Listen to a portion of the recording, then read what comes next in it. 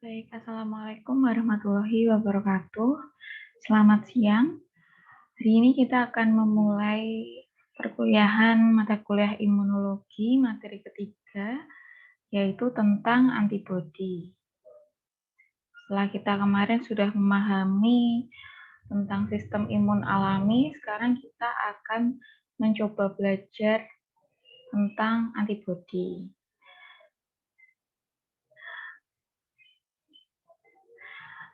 Pengertian antibodi. Antibodi adalah bagian pertahanan tubuh yang digunakan untuk menghilangkan atau mengurangi zat asing yang masuk ke dalam tubuh.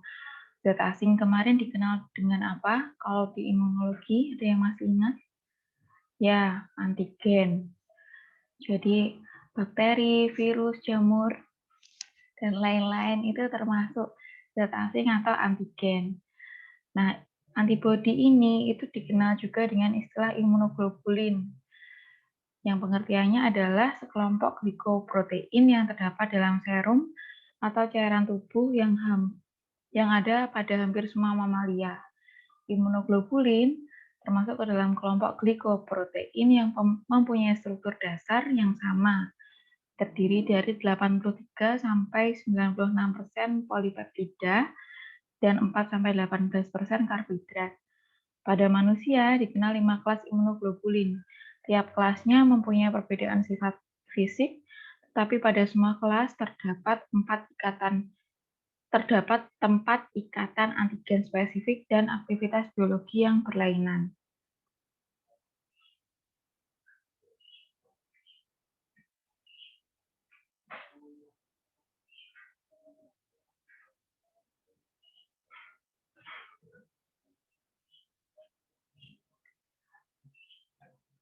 Fungsi antibodi, molekul antibodi ini mempunyai dua fungsi, yaitu mengikat antigen secara spesifik dan memulai reaksi fiksasi komplement serta pelepasan histamin dari sel mas.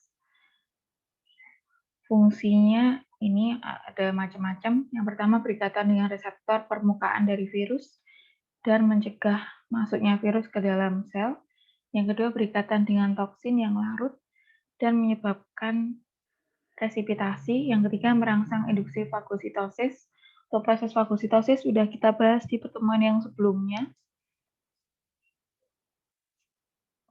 Terus yang keempat, ada aktivasi komplement sistem yang menyebabkan sel menjadi lisis setelah serangan mikroorganisme. Struktur dari, mohon maaf ini tipe ya, ini struktur antibodi. Jadi struktur antibodi itu bentuknya mirip dengan huruf Y, bisa dilihat di gambar di sebelah kiri ini. Jadi strukturnya mirip dengan huruf Y.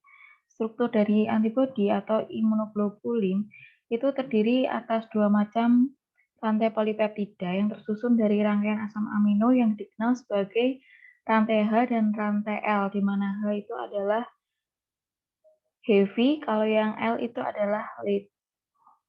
Jadi yang ini, rantai H itu adalah rantai berat atau heavy chain. Gambarnya ini ditunjukkan di sini.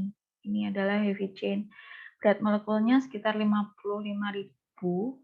Kalau yang rantai L atau light chain itu berat molekulnya 22.000. Kalau yang light chain itu yang di sebelah sini.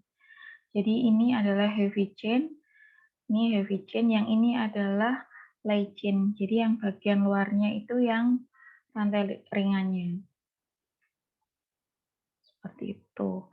Nah, ini adalah antigen binding set. Jadi ketika ada antigen masuk ke dalam sel, maka perlekatannya ada di sebelah sini. Di bagian ujung-ujungnya. Jadi di ujung-ujungnya huruf Y ini tadi. Ada dua antigen binding set pada setiap imunoglobulin.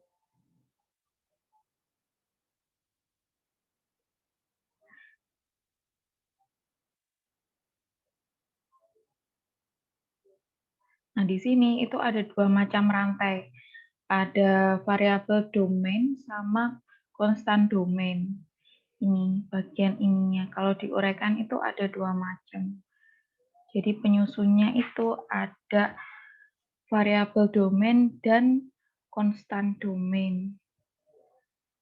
Ini katanya ada ikatan disulfida di dalam konstan domainnya itu. Strukturnya seperti ini. Nah, ini untuk yang struktur lengkapnya. Di sini kalau ada simbol huruf H itu berarti heavy ya, yang rantai berat. Kalau VH ini berarti variabel. Yang ini adalah variabel heavy chain. Kalau yang ini adalah constant heavy chain. Yang ini ya bagian konstan, ini bagian variabel. L ini light chain. Nah, ini adalah tadi antigen binding site. Ini adalah gambar dari antigen. Terus ini ada namanya FAB region. Terus ada Hing region, ini adalah itu kayak apa?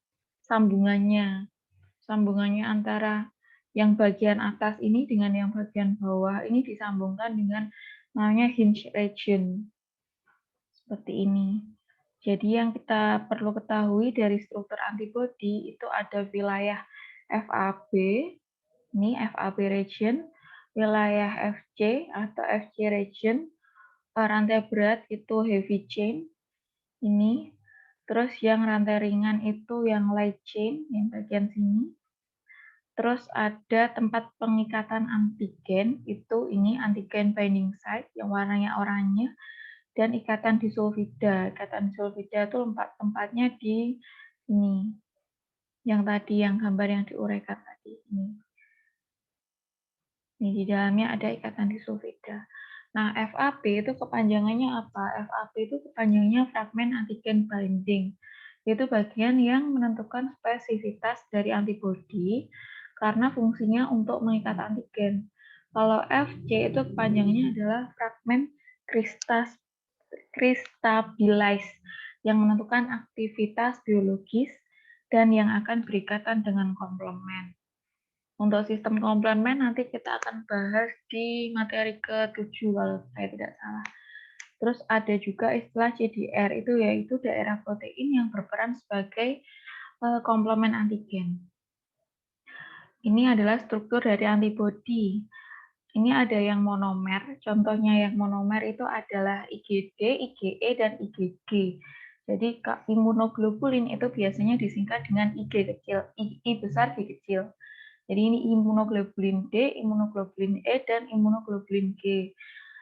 Kalau yang imunoglobulin D, dia itu akan memicu respon imunitas, dan IgD ini banyak ditemukan pada sel B.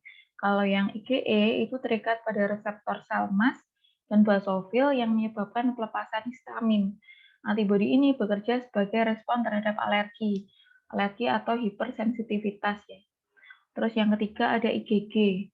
IgG ini fungsinya adalah pelindung bagi berbagai mikroba dan toksin. IgG berjumlah paling banyak dari seluruh antibodi yang bersirkulasi di dalam tubuh. Nah, selain yang bentukan monomer, ada juga bentukan dimer, contohnya adalah IgA.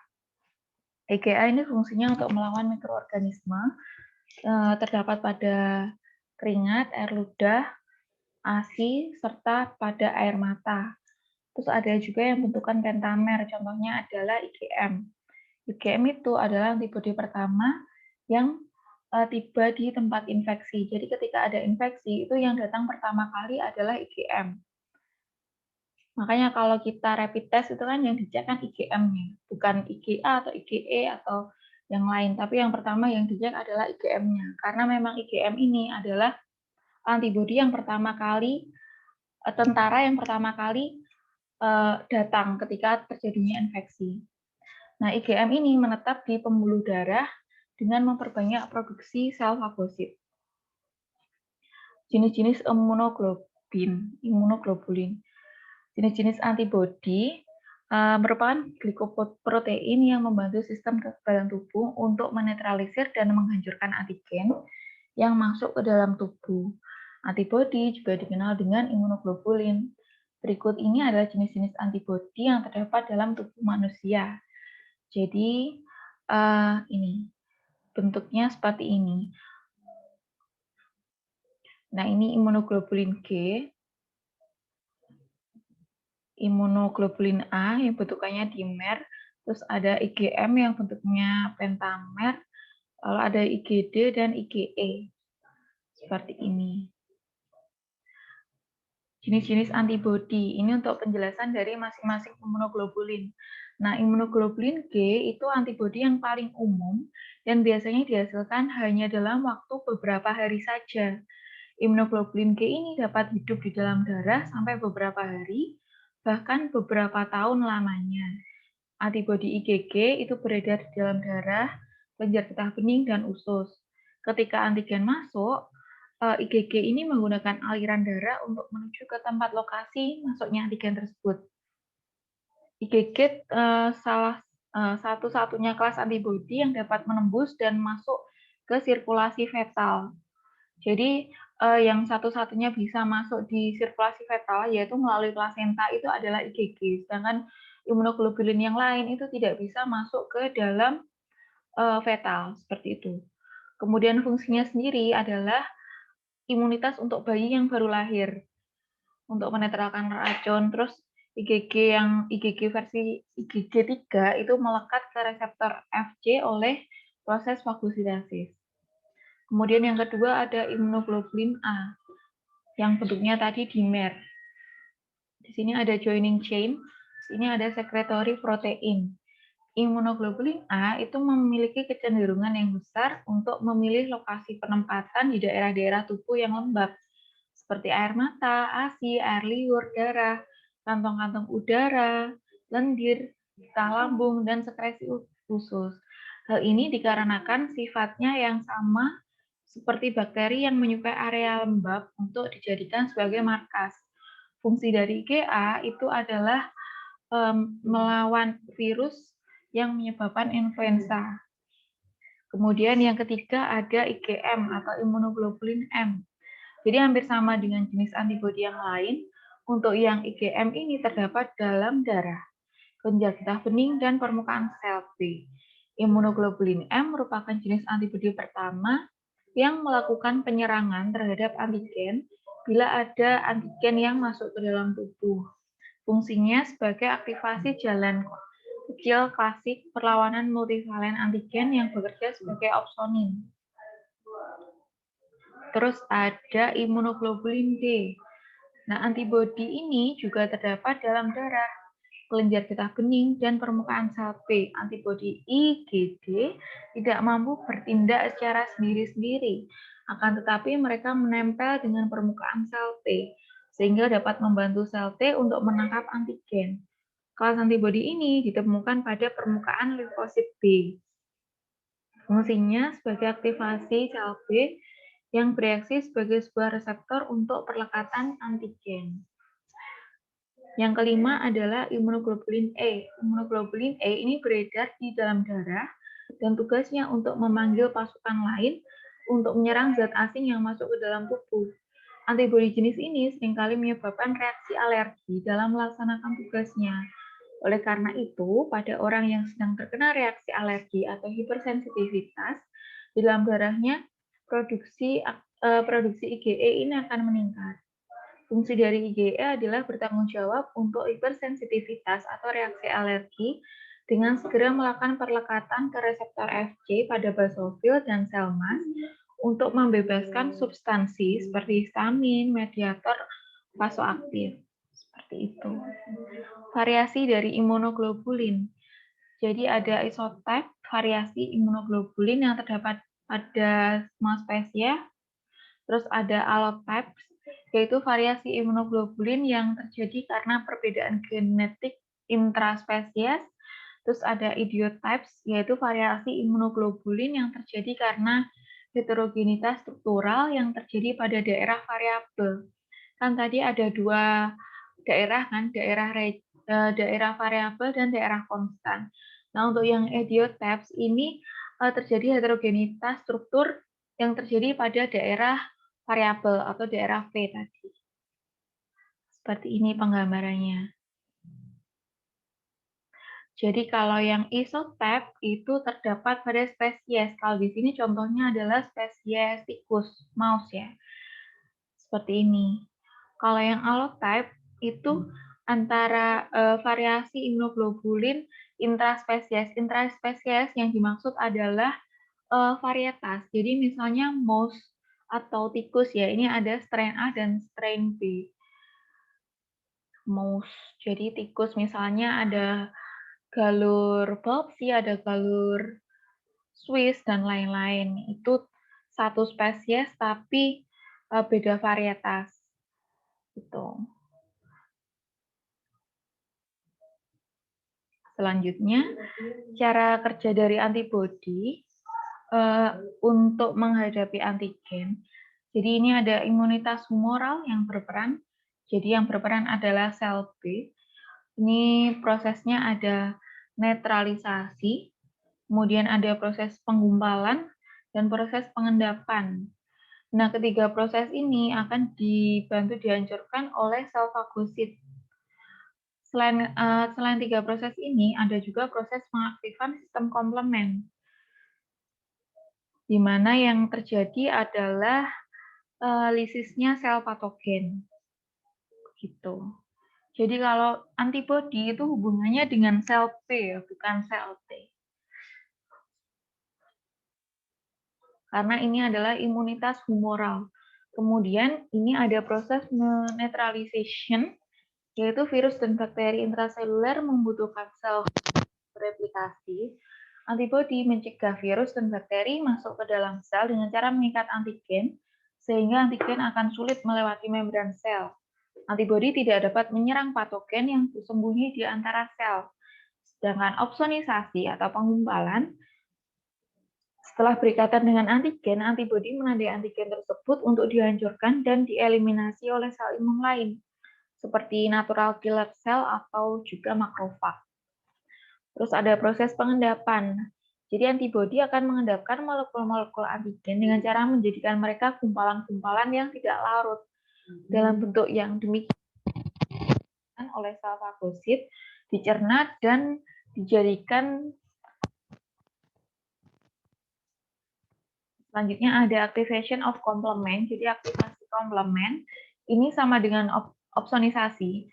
Antibodi akan menandai antigen untuk dieliminasi, tetapi eliminasi sebenarnya tidak diinisiasi oleh protein kaskade yang membentuk lubang pada membran antigen, sehingga sel tersebut akan menjadi lisis, kepecah. Penyakit akibat antibodi. Penyakit yang ditimbulkan akibat adanya masalah pada antibodi. Yang pertama adalah DM tipe 1, diabetes mellitus tipe 1. Terus yang kedua ada rheumatoid arthritis, yang ketiga psoriasis, yang keempat contohnya Graves' disease, terus ada juga yang lupus atau penyakit autoimun. Nah, demikian penjelasan dari antibodi. Seperti itu. Antibodi jadi ada 5 tadi jenis-jenisnya. Ada IgG, IgE, IgM, IgG, IgD, seperti itu. Nah, antibodi ini itu hubungannya adalah dengan sel B. Gitu. Jadi yang produksi antibodi adalah sel B. Demikian, jika ada yang ingin ditanyakan, silahkan bertanya melalui diskusi grup atau di forum diskusi. Saya persilahkan. Terima kasih atas perhatiannya. Saya akhiri. Wassalamualaikum warahmatullahi wabarakatuh.